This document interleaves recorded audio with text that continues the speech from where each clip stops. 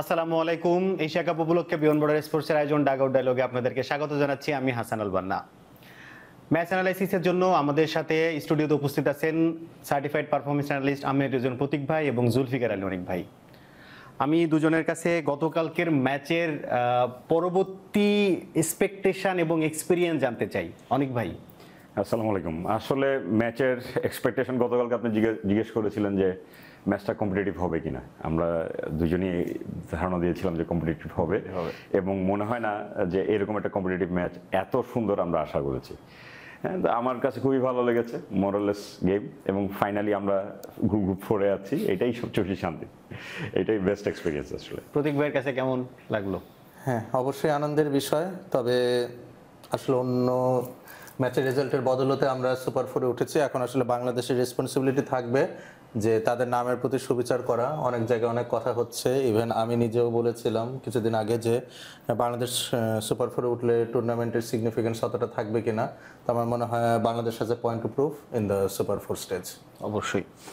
আমরা গতকালকের ম্যাচ নিয়ে অনেক ভাইয়ের কাছে একটু জানতে চাই। অনেক ভাই, অনেকেই কথা বলছিলেন যে এশিয়ার সেকেন্ড স্ট্রংগেস্ট টিম বলা হচ্ছিল আফগানিস্তানকে। সো সেকেন্ড স্ট্রংগেস্ট টিম কিন্তু বাদ পড়ে গেল গতকালকে। এবং গতকালকের ম্যাচের শুরুতে যদি আমি বলি যে শুরুতে কিন্তু আসলে আফগানিস্তানকে ওভাবে খুঁজে পাওয়া যায়নি, এবং একটা সার্টেন টাইম পর যখন মোহাম্মদ নবীর এই রানটা যদি না হতো, ফার্স্ট হাফ দেখার পরে অনেক বাংলাদেশের দর্শক কিন্তু খেলা দেখাবো বাদ দিত, যে শ্রীলঙ্কাটা জিতে যাবে। কিন্তু অতিমানবীয় একটা এই বুড়ো বয়সে যে ইনিংসটা খেললেন মোহাম্মদ নবী, সেটার কারণে কিন্তু একটা কম্পিটিটিভ ম্যাচ আমরা দেখেছি। পুরো ম্যাচটা আপনি কিভাবে বিশ্লেষণ করেন? যদি পুরো ম্যাচটা বিশ্লেষণ করতে চাই, আমার কাছে প্রথম দিকের যে বিষয়টা আসবে, আইসিসি যে ইনিশিয়েটিভটা নিয়েছেন টি-20কে ফোকাস করার জন্য, এই ম্যাচটা আসলে একটা আদর্শ হতে পারে। এবং আপনি কেন আদর্শ হতে পারে, যে আপনি যদি দেখেন যে শ্রীলঙ্কা, বাংলাদেশ, পাকিস্তানের তুলনায় ভারতের সাথে অনেক বেশি কম্পিটিটিভ ক্রিকেট খেলে কিন্তু আফগানিস্তান। আমরা রিসেন্ট কিছু ম্যাচ দেখেছি যেসব জায়গায় ভারতের সাথে তারা আসলে অনেক স্ট্রং ফাইট দিয়েছেন compare to their abilities and resources. So এই জায়গাটা থেকে ক্রিকেটকে গ্লোবালাইজেশন করার যে ইনিশিয়েটিভটা আছে, সেই জায়গাটা আসলে অনেক বেশি ম্যাচ করতেছে। অ্যান্ড আমি যদি ম্যাচ অ্যানালাইসিসে আসি, তাহলে সেই ক্ষেত্রে আমার কাছে মনে হয় ডট বল পার্সেন্টেজের কারণে আসলে আফগানিস্তান ম্যাচটা হাত থেকে সরে গেছে। যে আফগানিস্তান যেভাবে ম্যাচ কন্ট্রোল করতেছিল ফ্রম দ্য ভেরি বিগিনিং, আপনি যদি দেখেন যে তারা প্রথম পাওয়ার প্লেতে আসলে 3টা উইকেট হারিয়েছে 45 রানে। এই জায়গাটায় আসলে হয়তো ওনাদের উইকেট গেছে, কিন্তু ওনারা রান কিন্তু স্কোরিং করা কমাননি। ওনারা পরের যে মিডল ওভার্সে ওইখানেও কিন্তু ওনারা 56 রান করেছেন, কিন্তু উইকেট গেছে। শেষে যে জায়গাটা আসলে এক্সপেরিয়েন্স শোস, যে ব্যাপারটা, নাবি উনি এর আগের ইনিংসগুলোতে কিন্তু খুব একটা কমফোর্টেবল ছিলেন, এই ধরনের একটা ধাঁচে ছিলেন, নেই। কিন্তু উনি ওনার ইন্টেন্টটা সবসময় শো করে গেছেন। আমরা হয়তো আমাদের বাংলাদেশের নেক্সট করণীয়গুলোতে আসলে আমরা দেখবো যে আফগানিস্তানের সাথে আমাদের কোন কোন জায়গায় পার্থক্য এবং কেন আমরা ওদের থেকে পিছিয়ে ছিলাম, বা তাদের সাপোর্টারটা বেশি, যে তাদেরকে সেকেন্ড বেস্ট টিম বলার কারণে সেইটা আসতে পারে। কিন্তু বড় ওভারের ক্ষেত্রে গতকালকে বড় ওভার, মানে টি-20তে আপনার বেসিক্যালি লাগে 4টা 5টা বা 3-4টা বড় বড় ওভার লাগে।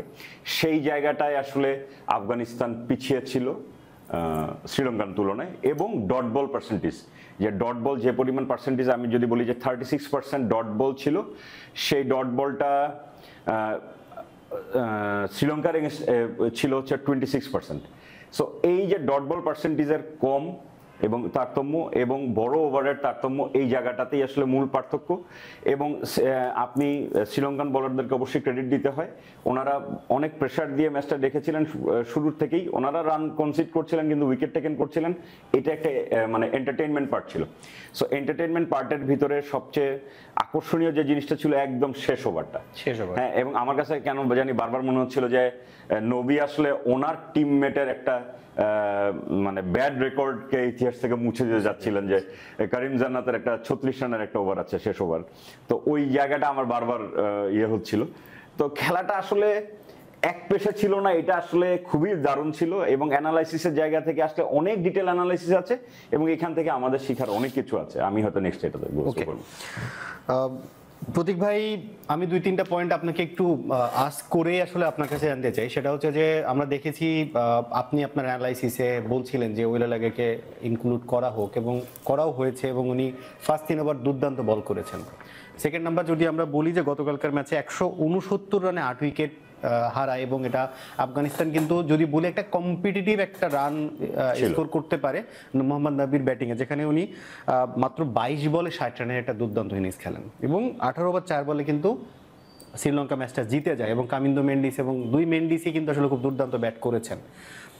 এইখানে আপনার কাছে একটা জিনিস জানতে চাওয়া যে আপনি কি মনে করছিলেন যে আসলে এই ম্যাচটা কি হতে পারে, এবং আমরা যখন অনেকের কাছে শুনেছি যে নিশাঙ্কা আউট হওয়ার পরে সবাই বলছিলেন যে ম্যাচটা হয়তো হেরে যেতে পারে, কিন্তু আমি আপনার একটা পয়েন্ট আবার একটু আসতে চাই। সেটা হচ্ছে আপনি গতকালকে অ্যানালাইসিসে বলছিলেন শ্রীলঙ্কার 11-এ যে কয়জন মানুষ মানে 11-এ থাকেন, প্রত্যেকটা মানুষ তার রোলটা জানে যে আমার কোথায় কোনটা করা উচিত এবং আমার জন্য টিম কি এক্সপেক্ট করতেছে।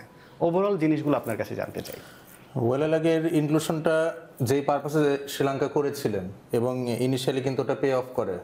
বেসিক্যালি ইব্রাহিম জাদরানের ম্যাচ আপের কথা চিন্তা করেই কিন্তু ওয়েলালাগেকে ইনক্লুড করা, এবং ইনিশিয়ালি ওয়েলালাগের যে স্পেলটা ছিল সেখানে ইব্রাহিম জাদরান কিন্তু অনেক শেকি ছিলেন, সিঙ্গেল বের করতে পারেননি।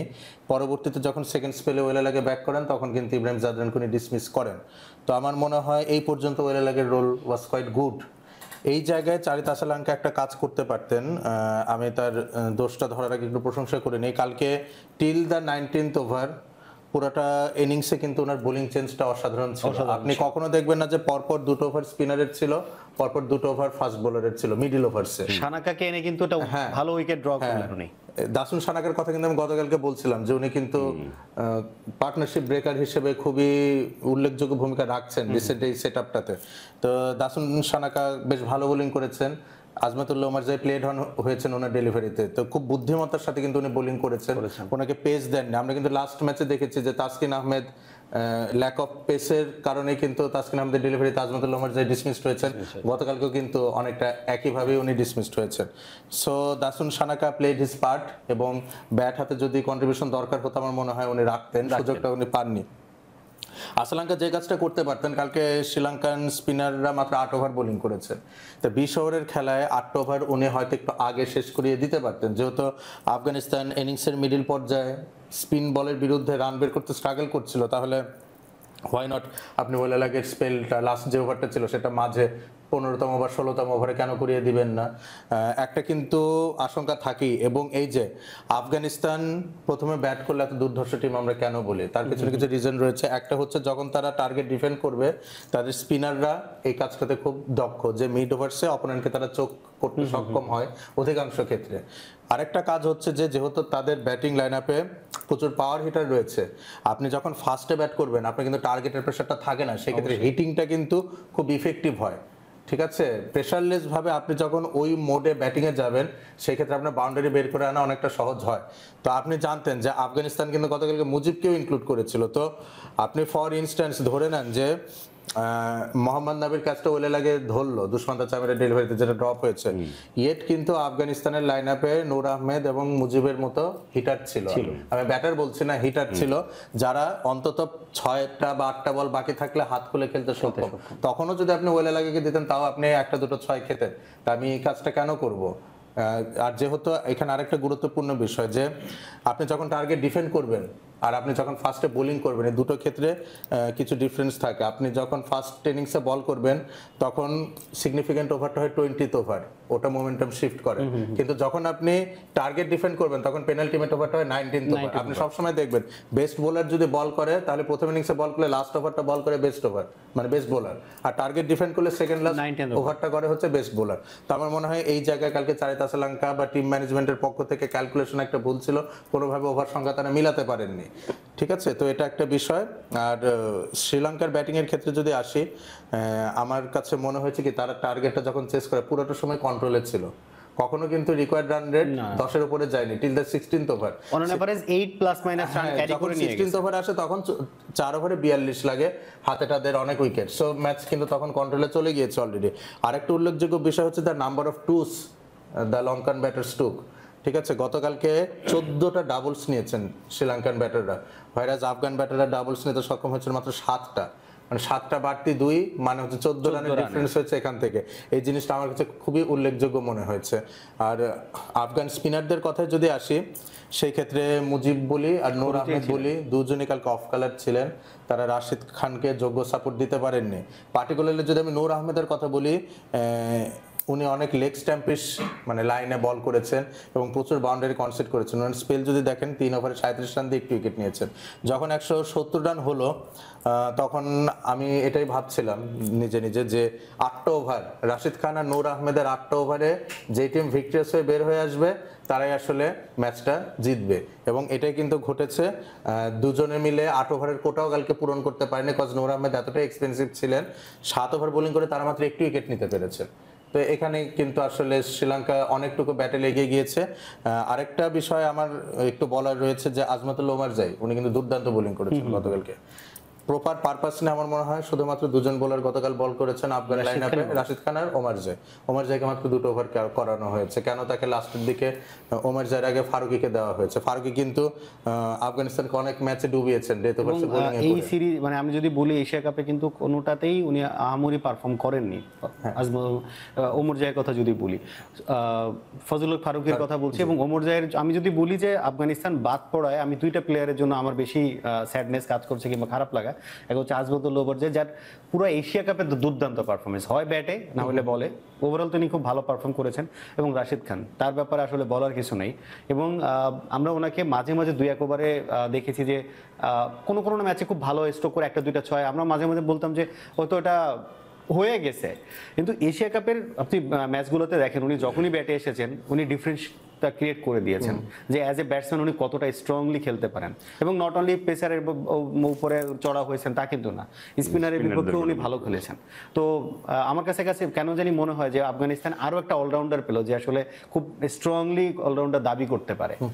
তো এটাই বিষয়। এখন যদি আমরা শ্রীলঙ্কান বোলারদের স্পেলের দিকে আসি, আফগান ইনিংসে কিন্তু শুধুমাত্র নাবি হাফ সেঞ্চুরি করেননি, আরেকজন হাফ সেঞ্চুরি করেছেন, উনি দুষ্মান্তা চামিরা 4 ওভার বোলিং করে 50 রান দিয়েছেন। এবং আমি কিন্তু এই কথাটা বলছিলাম গতকালকে যে against this sort of opponents যারা ব্যাক এন্ডে অনেক ফায়ার পাওয়ার হোল্ড করে তাদের এগেইনস্টে চামিরা খুব ইফেক্টিভ বোলার কিন্তু নয়। কালকে কিন্তু সেটা আরেকবার দেখা গেছে এবং এটা আমরা আইপিএলও বারংবার দেখেছি। তো আমার মনে হয় শ্রীলঙ্কা যখন পরবর্তী রাউন্ডে যাবে অপোনেন্ট ওয়াইজ আমার মনে হয় তাদের পেসার নির্বাচন করা উচিত, cause they have pacers like Matheesha Pathirana and Binura Fernando in the bench. Binura Fernando কিন্তু কোনো ম্যাচে এখনো খেলেননি। ডেথ ওভারে কিন্তু বিনোরা ফার্নান্ডো বেশ ভালো বোলার, ভেরিয়েশন রয়েছে। এবং লেফট আর্ম হিসেবে লেফট আর্ম পেসার যেহেতু একটা আপনার ন্যাচারাল অ্যাঙ্গেলই থাকে, রাইট হ্যান্ডেড ব্যাটারি থেকে নিয়ে যাওয়ার সক্ষমতা রাখেন তারা। তো আমার মনে হয় শ্রীলঙ্কা যেহেতু খেলাগুলো দুবাইতে বেশি হবে, আমার মনে হয় এটা তারা রিকনসিডার করতে পারে। তো ওভারঅল আর কি এগুলি ছিল আমার কাছে। আমরা এই আলোচনাটা এখানেই শেষ করছি, শ্রীলঙ্কা এবং আফগানিস্তান। এবং আমরা যদি বলি যে আমাদের এই ম্যাচের সবচেয়ে বড় প্রাপ্তি, বাংলাদেশ এই ম্যাচ খেলেনি কিন্তু বাংলাদেশের দর্শকদের সবার চোখ ছিল যে শ্রীলঙ্কা কিভাবে জিতছে কিংবা জিতছে কিনা। এবং শ্রীলঙ্কার জয়ে বাংলাদেশের একটা সুবিধা হলো, বাংলাদেশ পরের রাউন্ডে প্রসিড করেছে। এবং আমরা আশা করি বাংলাদেশ পরের রাউন্ডের ম্যাচগুলো ভালোভাবেই খেলবে এবং এটা আমাদের এক্সপেকটেশনের জায়গায়। আমরা এবার যেতে চাই আজকের ম্যাচ নিয়ে, ওমান এবং ইন্ডিয়া। যে ম্যাচ নিয়ে আসলে গ্রুপ পর্বের কিংবা হচ্ছে কোনো ক্যালকুলেশনের কিছু নেই যে এ জিতলে ও উঠবে কিংবা ও জিতলে বাদ পড়বে, এরকম কোনো ক্যালকুলেশনের মধ্যে নেই। এবং ইন্ডিয়া অলরেডি 2টা ম্যাচেই জিতে তারা পরের রাউন্ডে প্রসিড করেছে এবং ওমান অলরেডি 2টা ম্যাচ 2টাতেই হেরেছে। কিন্তু তারপরেও যে আজকে হয়তো আমরা দেখতে পারি যে ইন্ডিয়া তাদের কোন বেঞ্চটাকে ট্রায়াল করছে সবকিছু। এবং এই ম্যাচ নিয়ে আপনার এক্সপেকটেশন এবং কিভাবে দেখছেন আজকের ম্যাচটা? ইন্ডিয়ার পার্সপেক্টিভ থেকে তারা কিছু এক্সপেরিমেন্ট চালাতে পারে। যারা এই বিগত 2টা ম্যাচে স্কোয়াডে সুযোগ পান নাই তারা হয়তো সুযোগ পেতে পারেন এবং নিজেদের স্কিলটা ডেভেলপ মানে নিজেরা কতটুকু কোয়ালিফাইড সেটা ওনারা দেখাবেন। আমি আসলে তাকিয়ে আছি ওমানের দিকে।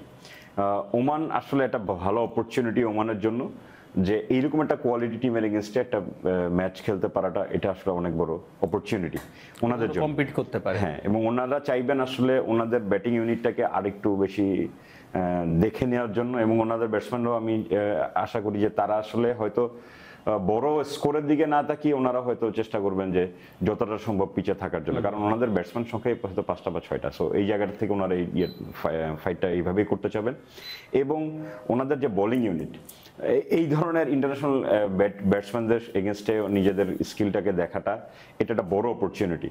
তো ওমানের হয়তো ম্যাচ অ্যানালাইসিসের জায়গাটাতে হয়তো আমরা ওইভাবে কে ইফেক্টিভ হবেন বা না হবেন সেটা থেকে আমরা আসলে দেখতে চাচ্ছি পাবো যে এটা মানে ওমানের জায়গা থেকে অনেক বেশি কম্পিটিশন, অ্যান্ড ইন্ডিয়ান যেসব প্লেয়াররা আসলে আজকে অপরচুনিটি পাবেন তারা নিজেদেরকে মেলে ধরার সর্বোচ্চ চেষ্টা করবেন, এটাই আমরা দেখতে পাবো আজকের ম্যাচে।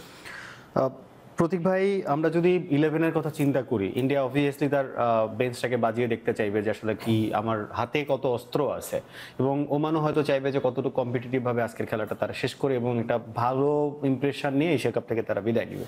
সো আপনার কাছে জানতে চাওয়া, ওমানের জন্য আজকে তো একটা বিগ অকেশন, অনেকটা ঈদের দিনের মতো আর কি। ইন্ডিয়ার বিরুদ্ধে তারা খেলবে, কখনো কি ইন্টারন্যাশনাল ম্যাচ মনে হয় না, আমরা সম্ভবত নয়, এখন পর্যন্ত স্টেটস পাইনি, টি-20 ক্রিকেটে কখনো তারা মুখোমুখি হননি। So it's a big occasion for them, এবং আমার মনে হয় তাদের সেটা সেলিব্রেট করা উচিত। কোনো প্রেশার না নিয়ে মাঠে যাবে, খেলবে, কোনো চাপ নেই। 50 রান অল আউট হলে হোক, ইন্ডিয়া যদি ব্যাট করে 300 রান করে করুক, কোনো সমস্যা নেই। They should enjoy the occasion, ঠিক আছে? এটা হচ্ছে ওমানের পক্ষ থেকে কথা। এখন আসি তাদের 11টা কিভাবে সাজাতে পারে। আসলে কিছু সিনিয়র প্লেয়ার্স না থাকার কারণে ব্যাটিংটা আমার কাছে খুবই ফাঁকা মনে হচ্ছে, এবং এটা কিন্তু আরো এভিডেন্ট হয়েছে ইউনাইটেড আরব এমিরেটসের বিরুদ্ধে ম্যাচে। কারণ তারা এই ওমান আর ইউএই তো প্রায় কাছাকাছি মানের দল, সেখানে পর্যন্ত তাদের ব্যাটিং এর ঘাটতিটা কিন্তু এক্সপোজড হয়েছে। সো আসলে অনেক বড় চ্যালেঞ্জ আজকে ইন্ডিয়ান বোলিং লাইনআপের বিরুদ্ধে দাঁড়ানো। ইভেন আপনি বুমরা বলেন, কুলদীপ যাদব বলেন, ভারুণ চক্রবর্তী বলেন, এই 3জন বোলার যদি নাও থাকে সেক্ষেত্রেও 20 ওভার ব্যাটিং করা আমার মনে হয় অনেক বড় চ্যালেঞ্জ হয়ে যাবে, অনেক বড় একটা চ্যালেঞ্জের বিষয়। যদি 20টা ওভার তারা ব্যাট করতে পারে প্রপারলি, আমার মনে হয় এটা তাদের জন্য অনেক বড় একটা প্রাপ্তি হবে। Whether they bat first or bat second, irrespective of everything, they should target to bat the full quota of 20 overs. এটা তাদের মূল টার্গেট হওয়া উচিত, এবং এই ক্ষেত্রে তাদের অগ্রণী ভূমিকা পালন করতে হবে জাতিন্দর সিং। উনি অনেক দিন ধরে এই সেটআপে রয়েছেন। I think it's high time he performs in the big stage, এবং ক্যাপ্টেন হিসেবে তাকে এবং লিড করা উচিত। আগের দুটো ম্যাচ যেহেতু উনি নিজের নামের প্রতি সুবিচার করতে পারেননি, উনি একটু অ্যাটাকিং টাইপের ব্যাটসম্যান। তো আজকে যেটা ওমানের করা উচিত, যে ম্যাচ জয়ের আশাটা না করে যতটুকু নিজেদের সামর্থ্যের জানান দেওয়া যায় বা নিজেদের স্কিলটাকে যতটুকু শোকেস করা যায়, আমার মনে হয় এটাই ভালো। সেই ক্ষেত্রে জাতিন্দর সিং একটু 50 ওভার অ্যাপ্রোচে আমার মনে হয় ব্যাটিং করতে পারেন, এক্সপেক্টেড। হ্যাঁ, পুরাটা ইনিংস অ্যাঙ্কর রোল প্লে করে যতটুকু ব্যাট করা যায়। সেই ক্ষেত্রে ওনার পার্টনার হিসেবে আমরা আমির কালিমকে দেখেছি বিগত ম্যাচে।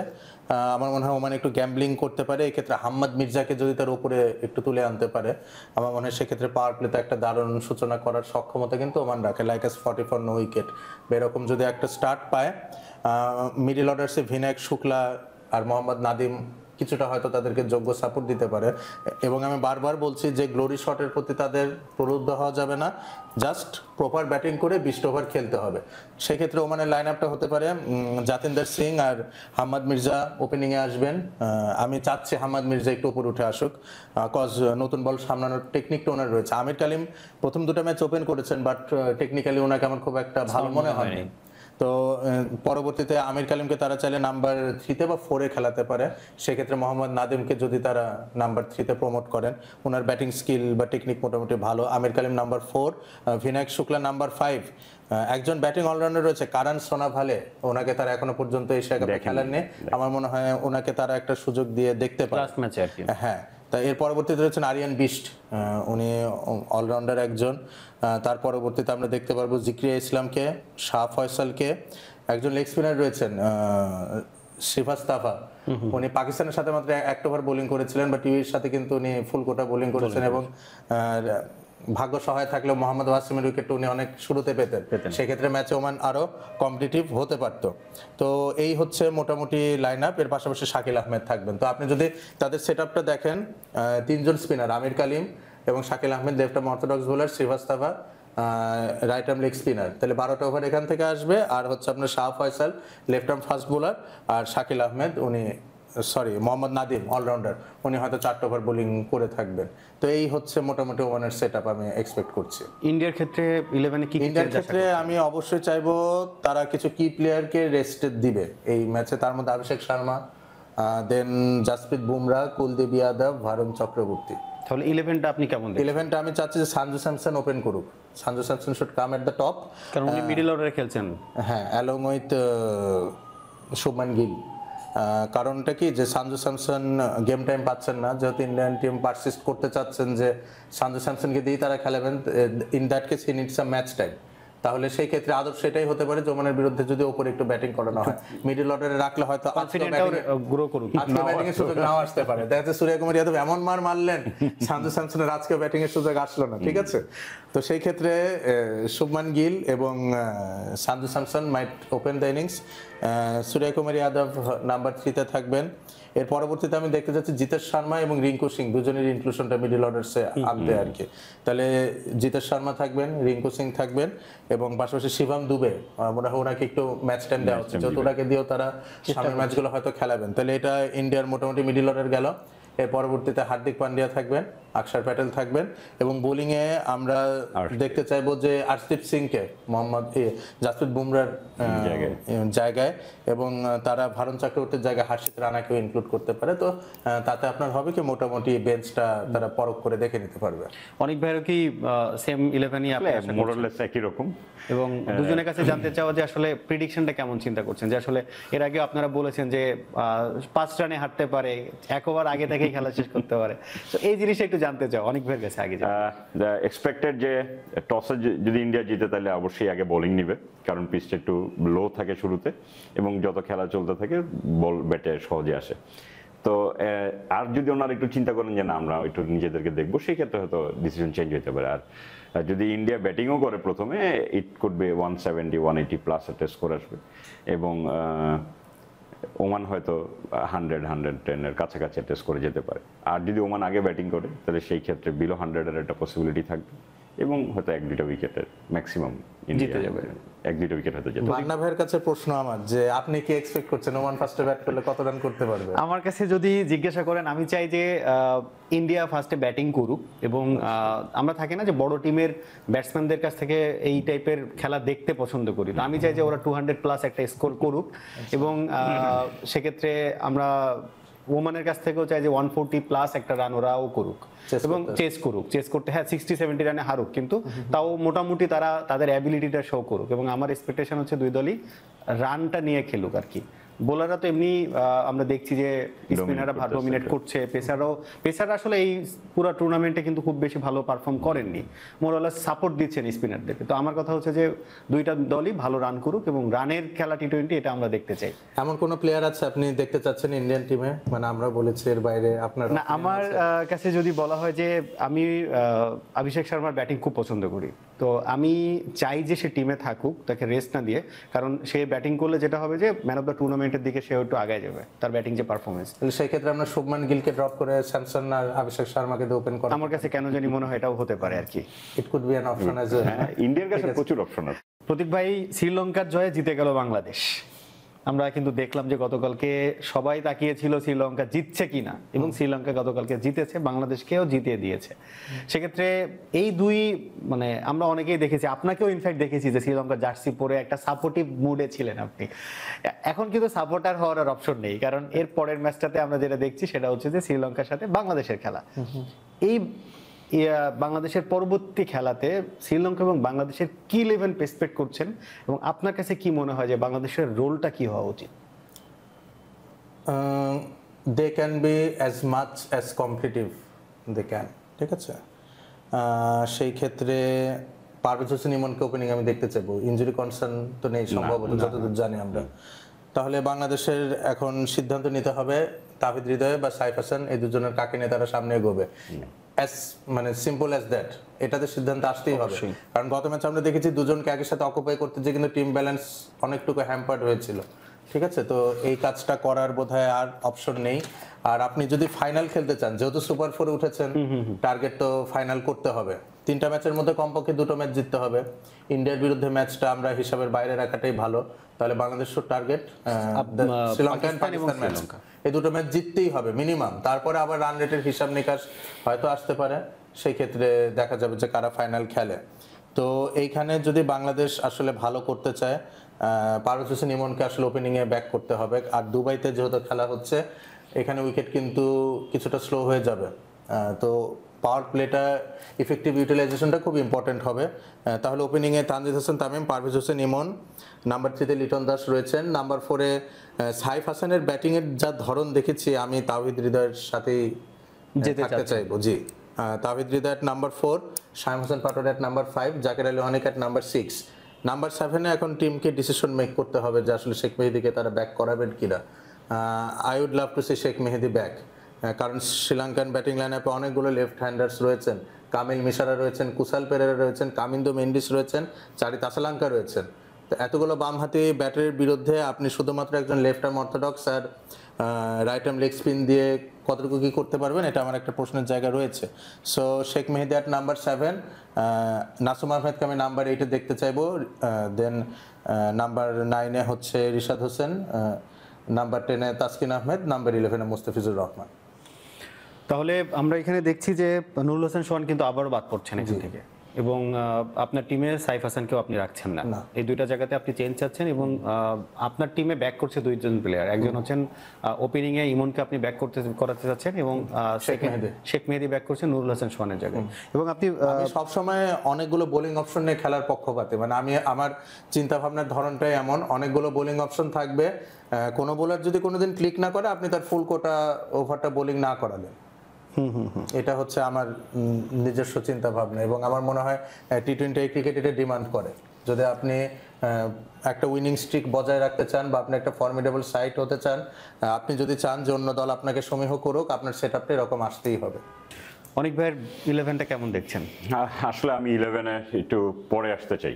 আমি 11টা তখনই সেট হয় যখন আসলে আপনি আপনার প্রসেসটা নিয়ে চিন্তা করবেন, আপনি আপনার আউটপুটটা নিয়ে চিন্তা করবেন। এখন আমাদের কিছু ইনসাইট আছে, গত 3টা ম্যাচে আমাদের কিছু ইনসাইট আছে, এবং আমি আফগানিস্তানকে মডেল রেখে আমি ইনসাইটগুলো রেডি করতে চাচ্ছি। আপনি যদি আফগানিস্তানের গত ম্যাচগুলো দেখেন, 3টা ম্যাচে যদি আমরা দেখি, সেই ক্ষেত্রে আফগানিস্তানকে দেখবেন যে ওনারা হংকংয়ের সাথে মানে ম্যাক্সিমাম রেঞ্জের ওভার খেলেছেন হচ্ছেন 3টা। সো এই জায়গাটায় ওনারা রান করছেন 17.4 করে, যেখানে আমরা আসলে হংকংয়ের সাথে যদি ম্যাচে যাই সেখানেও আমরা রান করেছি আসলে 2টা হাইয়েস্ট স্কোরিং, এবং আমরা 2টাতে রান করেছি 30। না এখন এটা অনেক ভাই, আমি একটু বলি, সরি টু ইন্টারাপ্ট, দুটো সিনারিও কিন্তু ডিফারেন্ট। আপনার হংকংয়ের সাথে বাংলাদেশ চেস করেছে, এবং আফগানিস্তান ফার্স্টে ব্যাট করেছে, এবং আপনি লাস্টের যেই মানে বড় বড় ওভারগুলোর কথা বলছেন, এটা একদম শেষের দিকে ওমর জাই যখন চার্জ করেছে সেই ক্ষেত্রে এসেছে। আমাকে একটু পুরোটা শেষ করলে আপনি আসলে আপনার অ্যানসারটা পেয়ে যাবেন। যেহেতু আমি মাঠে ক্রিকেটের সাথে কানেক্টেড, সেহেতু আপনাকে একটু জিনিসটা গেট করতে হবে যে আমাদের লো ওভার, আমরা যদি লো ওভার রেট দেখি সেক্ষেত্রে আমরা আসলে হংকংয়ের সাথে লো ওভার রেট ছিল আমাদের 7 ওভার। আপনি টি-20 ম্যাচে 7 ওভার লো ওভার রেটে 24 রান করবেন 1 উইকেট হারিয়ে, এটা আসলে খুবই ডেঞ্জারাস একটা ব্যাপার।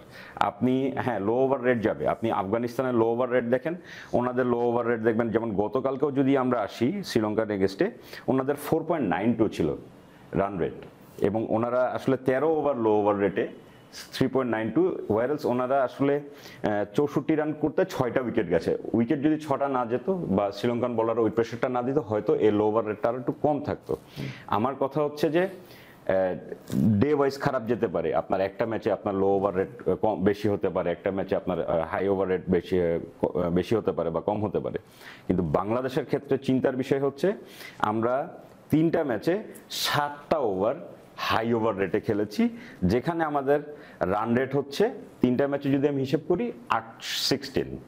তো 16 করে যদি আপনি রান রেট হিসাব করেন 3টা ম্যাচে 7 ওভারে, আফগানিস্তানের ক্ষেত্রে আসেন, যদি গতকালকের 32 রানের শেষ ওভারটা যদি আমরা বাদ দিই, সেই ক্ষেত্রে ওনাদের হাই ওভার রেট হচ্ছে মোর দেন 9। সো 9 ওভারে ওনারা রান রেট করেছেন আসলে, যদি ওইটাও বাদ দেই, 30 ওভার প্লাসের ওটা বাদ দিই, তাহলে 17.2। তো এই জায়গাটায় আসলে আমাদেরকে একটু ফোকাস করতে হবে। যদি এই জায়গাটা ফোকাস করেন, হাই ওভার রেট যদি রান বাড়াতে চান, তাহলে আপনাকে অবশ্যই টিম থেকে জাকের আলী অনিককে এক্সক্লুড করতে হবে। আপনি যদি ইন্টেন্ট দেখেন, সোহানের ইন্টেন্টটা দেখেন, উনি যতক্ষণ মাঠে ছিলেন আমার মনে হয়েছে উনি মাঠেই ছিলেন। আপনি জাকের আলী অনেক বল বিট হচ্ছেন, আপনি ব্যাটসম্যান বল বিট হতে পারেন, আপনাকে নিয়ে অপোনেন্ট অ্যানালাইসিস করছে, আপনি একটা শর্ট খেলছেন, আপনি বিট হচ্ছেন, আপনি বুঝতে পারছেন যে আপনাকে নিয়ে স্ট্র্যাটেজি সেট। সোহানকে নিয়ে কোনো স্ট্র্যাটেজি সেট ছিল না। সো আপনি স্ট্রাইক রোটেট করেন, আপনি সোহানকে আনেন। সো এই যে গেম সেন্সের যে জায়গাটা এবং প্রেসার বিল্ডিং এর যে জায়গাটা, এই জায়গাটা অলরেডি জাকের আলী অনেক আছেন, আমার মনে হয় ওনাকে এখান থেকে সরানো উচিত। এবং একটা জিনিস দেখেন, আমরা গত ম্যাচে লাস্ট ম্যাচে আমরা যখন জিতেছি আফগানিস্তানের সাথে, তারপর আমাদের একটা কোশ্চেন মার্ক ছিল, কেন সাইফ হাসান ওই ওভারটা বল করতে গেলেন? কেন এটা পরে আসলেন না? এটার উত্তর গতকালকে আমরা পেয়েছি। শেষে যদি আসতেন সাইফ হাসান, ওই 18-19 রানের জায়গায় এটা 30-36 রানও হতে পারতো। সো বাংলাদেশের এই স্ট্র্যাটেজিটা খুবই ভালো। আমি কিন্তু এটা এর আগেও বলেছি, যে কোচিং প্যানেল বা যে টিমটা আছে, এরা উগান্ডাকে নিয়ে অনেক ভালো করতে পারবে, কারণ ওনাদের স্ট্র্যাটেজি অনেক ক্লিয়ার।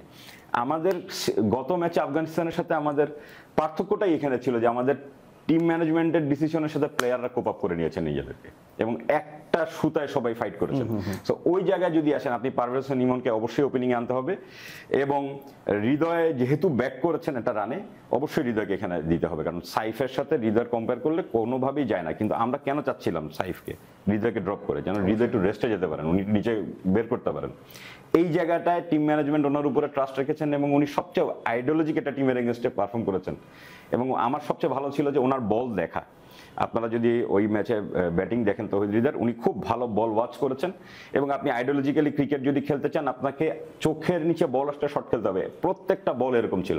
ইভেন তাওহিদ হৃদয় যে বলটাতে আউট হয়েছেন, হয়তো পেস ভেরিয়েশনের কারণে উনি একটু অ্যাডজাস্টমেন্টের সমস্যা ছিল, নাহলে ওনার ইনিংসটা মোটামুটি ঠিকঠাক ছিল, উনি মোমেন্টাম ক্রিয়েট করে ফেলেছিলেন।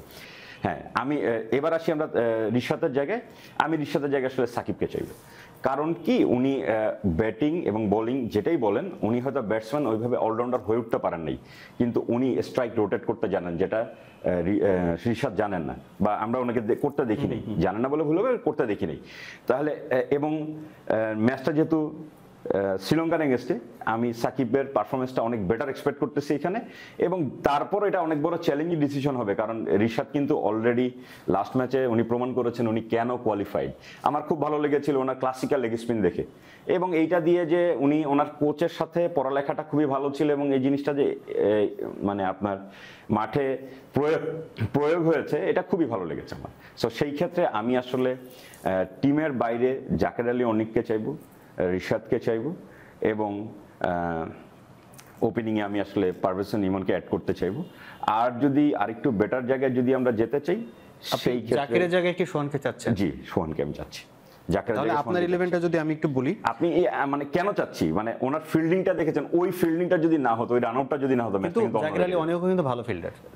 নট অনলি ফিল্ডিং, আমি হ্যাঁ, এটা কোনো মানে এক্সকিউজের জায়গা না, মানে যে ডিবেটের জায়গা না যে কে ভালো ফিল্ডার কে খারাপ ফিল্ডার। ব্যাটিং এর অ্যাপ্রোচের কথা বলছেন, মানে আমার জিনিসটা হচ্ছে যে জাকের আলী অনেক রিডেবল হয়ে গেছেন অপোনেন্টের কাছে, ওনার নিজেকে নিয়ে একটু কাজ করতে হবে। উনি হয়তো একটু রেস্ট পেলে, একটু সময় পেলে, নিজেকে নিয়ে চিন্তা করলে। তাহলে আপনার 11-এর কথা যদি আমি আসি, সেটা হচ্ছে ইমন ব্যাক করছেন এবং ওপেন করছেন তানজিদ হাসান তামিমের জায়গায়, তামিমের সাথে। এবং আপনার এরপরে লিটন দাস আসছেন, তাহিদ হৃদয় আবার ব্যাক করছেন, মানে যেখানে উনি খেলছিলেন। এরপরের ব্যাটসম্যান হিসেবে আপনি চাচ্ছেন শামীম হোসেন পাটোয়ারি, দেন আসছেন জাকির আলী অনিকের জায়গায় সোহানকে আপনি নিচ্ছেন। এরপরে আপনি চাচ্ছেন শেখ মেহেদী হাসান, তারপরে আপনার 11-এ আসছেন রিশাদের জায়গায় আপনি চাচ্ছেন হচ্ছে নাসুম, তো নাসুমের জায়গায় নাসুমের জায়গায় থাকবেন।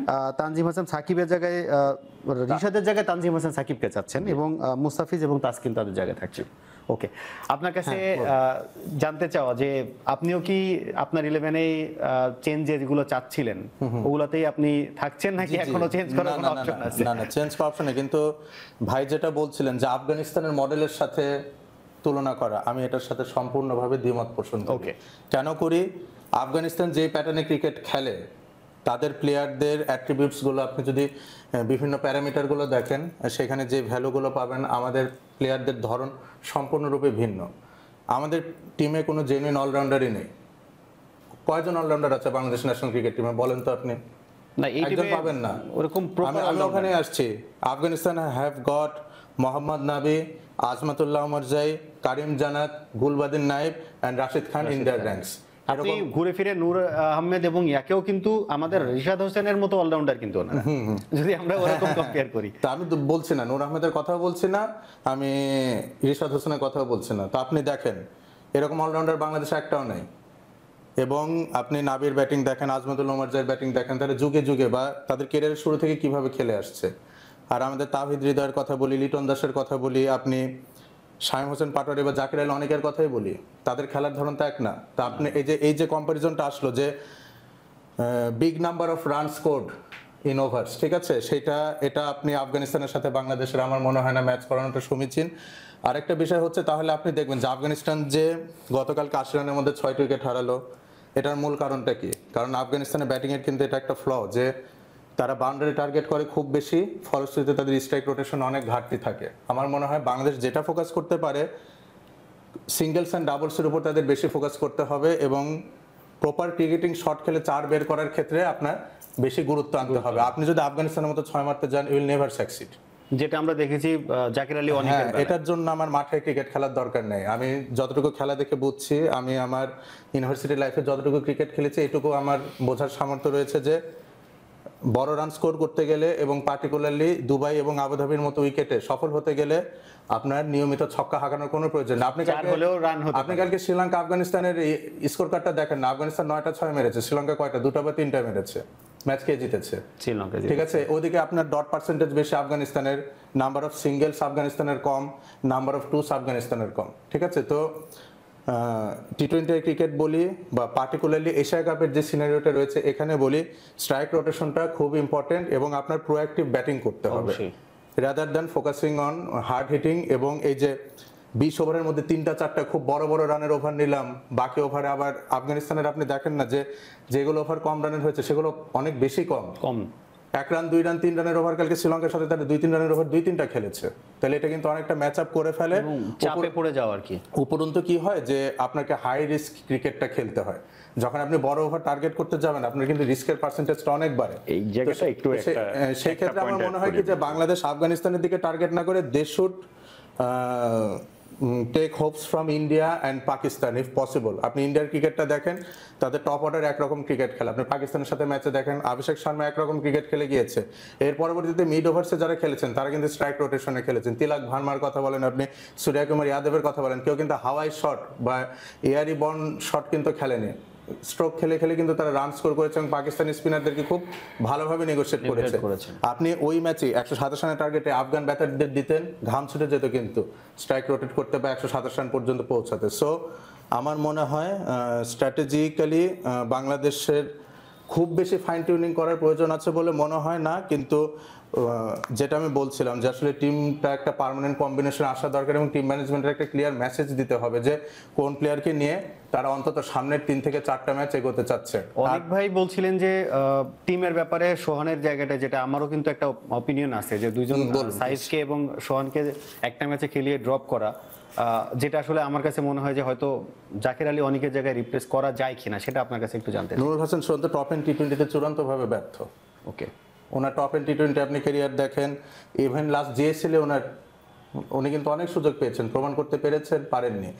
আফগানিস্তানের সাথে খুবই মানে ছোট্ট একটা ইনিংস উনি খেলেছেন এবং সেখানে কিন্তু তার আমরা যেটা বলি যে বোলার আর্ম রোল ওভার করার আগে কিন্তু উনি ওনার কি বলা যায় ইন্টেনশনটা শো করে দিচ্ছেন। এখন একটা ম্যাচে মোটামুটি সফল হয়েছেন, হতে পারে হ্যাঁ নুরুল হাসান সোহানকে আপনি সুযোগ দিতে পারেন। সেটা হচ্ছে আফগানিস্তান সিরিজ যেটা আসছে সামনে, সেখানে আপনি জাকির আলী অনেককে ড্রপ করে নুরুল হাসান সোহানকে সুযোগ দিতে পারেন। পুরো সিরিজটা উনি খেললো, 3টা ম্যাচই খেললো, ওখানে আপনি জাকির আলী অনেককে এক্সক্লুড করে দেন, সমস্যা নেই। বাট এটা কিন্তু এখন ক্রাঞ্চ মোমেন্টে চলে গেছে টুর্নামেন্টে এবং জাকির আলী অনেককে আমরা অনেক দিন ধরে ক্যারি করেছি এই পজিশনে। ঠিক আছে, এখন হুট করে জাকির আলী অনেককে বাদ দিয়ে নুরুল হাসান সোহানকে ইনক্লুড করা আমার মনে হয় না যে এটা টিমের প্লেয়ারদের দিকেও খুব একটা পজিটিভ মেসেজ যাবে। আমরা যেই জায়গাটা আসলে ভাইয়ের সাথে আসলে আমার থট প্রসেসের আসলে ডিবেট হচ্ছে, সেটা হচ্ছে যে high over and low over না, মিড ওভার্স, যেটা আসলে আমি ফলো থ্রুতে হারিয়ে ফেলেছি। মিড ওভার্সে বাংলাদেশ যে রানগুলো করে বা মিডল রানগুলো করে, এই মিড ওভার্স বলতে আমি বুঝাচ্ছি হচ্ছে স্কোরিং এর জায়গা থেকে আপনি 6 রান 7 রান 8 রান 9 রান। আমি বুঝেছি, আমি এটা বুঝেই বলেছি। তো এই জায়গাগুলোতে বাংলাদেশ কখন একটা জিনিস দেখবেন যে যখন যেসব ওভারে 9 রান হচ্ছে 8 রান হচ্ছে, ওইসব ওভারে বাংলাদেশের প্রত্যেকটা ওভারে একটা করে উইকেট আছে। আমি আফগানিস্তানের সাথে বাংলাদেশ ক্রিকেটকে কম্পেয়ার করছি না, আমি ডেটা দিয়ে জাস্ট একটু পাশাপাশি কম্পারিজন করে দেখালাম। এই জিনিসটা আফগানিস্তানের নাই। তারা যে ওভারে 9 রান নিয়েছে ওই ওভারে উইকেট লস নেই। হ্যাঁ, ওনাদের উইকেট লস কোনটা, যে ওভারে ম্যাক্সিমাম রান করেছে ওই ওভারে উইকেট লস আছে এবং ঠিক তার পরের ওভারে দেখবেন মেডেন আছে। এইটা আবার বাংলাদেশের নাই। সো আমরা যদি মিড রেঞ্জের ওভারগুলোকে, রানগুলোকে, মানে লো রেঞ্জের ওভারগুলোকে যদি মিড রেঞ্জে কভার করতে পারি এবং certain time এবং run বেড়ে ম্যাক্সিমাম যাচ্ছে। ওভার যদি আপনার সেক্ষেত্রে 2টাও বা 3টাও থাকে, আপনার রান কিন্তু অনেক অনেক Backup-এ বেড়ে পেয়ে যাবে, যায়। অনেক বেড়ে যাবে। আমরা 140 প্লাসের কাছাকাছি সবগুলোর ম্যাচে কিন্তু 140 অ্যারাউন্ডে ছিলাম। তো সেই ক্ষেত্রে তখন আমরা 160 170-তে যেতে পারবো। আর জাকের আলী অনিকের ক্ষেত্রে যেটা আসছে পয়েন্ট, মেসেজ বাংলাদেশ টিমের ডেপথে যে পরিমাণ ব্যাটসম্যান নেওয়া হয়েছে সেই জায়গা থেকে কিছুটা চ্যালেঞ্জ থাকা উচিত। এবং হ্যাঁ, জাকের আলী অনিকের স্কিল নিয়ে কোনো কিছু আমার ডাউট নাই, বাট ওনার খেলা শ্রীলঙ্কার সাথে এবং লাস্ট ম্যাচে শ্রীলঙ্কার সাথে উনি সাফার করেছেন, ওই জায়গা থেকে আসলে চিন্তা। আমরা প্রতীক ভাইয়ের কাছে জানতে চাই, শ্রীলঙ্কা গতকালকে আফগানিস্তানকে হারিয়েছে, আপনি কি সেম 11 এক্সপেক্ট করছেন নাকি কোনো চেঞ্জ চাচ্ছেন? ওয়েলের আগের চেঞ্জটা তো বোধহয় হবে, উনি সম্ভবত দেশে ফেরত যেতে পারেন, বাবা মারা গেছেন ওনার, এবং আমাদের ইবাদত হোসেনেরও ফাদার গতকালকে আমরা আসলে সমবেদনা জানাই জনিতুল এলাগের ফ্যামিলির প্রতি। তো এখানে তো বোধহয় একটা ফোর্সড চেঞ্জ আসবেন, থিকসানা সেখানে থিকসানা হয়তো ব্যাক করবেন এবং মিস্ট্রি স্পিনাররা বরাবরই বাংলাদেশের বিরুদ্ধে অনেক সফল।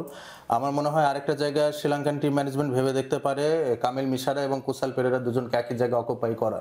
আপনি গতকালকে দেখেছেন যে দুজনে অনেকটা সিমিলার রোল প্লে করছেন, একই টাইপের ব্যাটিং করছেন। তো ব্যাটিং লাইন আপটা যেহেতু শ্রীলঙ্কার বেশ লম্বা, নাম্বার 8-এ হাসানাঙ্গাকে ব্যাট করানোর পক্ষপাত আমি টি-20-তে না। যে ম্যাচে হচ্ছে মিশারা বাংলাদেশের বিপক্ষে একটা ড্রপের পরে ভালো রান করেছেন, ওখানেও কিন্তু উনি ফার্স্টে খুব শেকি ছিলেন। হ্যাঁ, তো মানে আমি এটাই বলতে চাচ্ছি যে আমার মনে হয় কি যে ওয়ানিন্দু হাসানাঙ্গাকে নাম্বার 8-এ ব্যাট করানো, ওনার নামের প্রতি সুবিচার করানো হচ্ছে আরেকটু ওপরে, কারণ টি-20 এমন একটা ক্রিকেট, আপনি যদি 14 বা 15তম ওভারেও ব্যাট করতে আসেন, আপনি যদি 36 বা 42 বল বাকি থাকে, আপনি বড় জোর 15 থেকে 20টা বল পাচ্ছেন।